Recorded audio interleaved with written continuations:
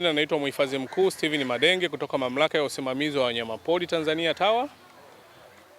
Tuko katika viwanja hivi vya maonyesho ya Sabasaba kwa ajili ya kuadhimisha jubilei ya miaka 50 ya maonyesho ya Sabasaba toka yaanzishwe.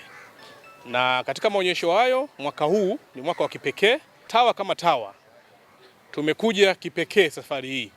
Kwa kweli tumesogeza huduma ya kuona wanyamapori, tena hasa wale wanyamapori pendwa na watu. Bustani yetu imesheheni wanyamapori, yani kiufupi tumetoa wanyamapori wote kwenye mbuga zetu huko tumewaleta hapa. Kwa hiyo wote wanaokuja watakuja kufaidi kuona wanyamapori wa aina zote. This time tumekuja nao. Tuna twiga kama unavyomuona hapo. Tuna tembo, tuna pundamilia kama unavyowaona, tuna chui, tuna fisi, tuna mamba, tuna ndege wa aina mbalimbali na wanyama wengi kwa kweli. Ukija hapa hautojuta. Kuna vitu vingi safari tumekuja navyo. Tuna product mpya ukiachana na wanyama.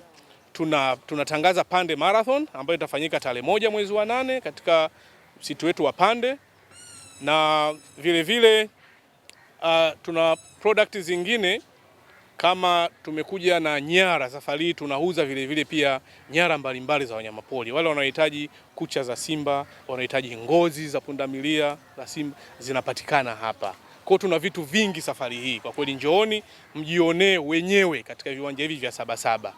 Karibuni sana.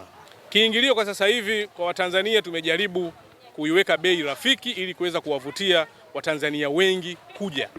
Tuna kiingilio cha watoto wadogo miaka 5 kuja chini au hawalipi, au ni free.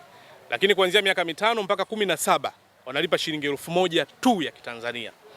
Na miaka 18 mpaka kuendelea huko juu watalipa shilingi 3000 tu.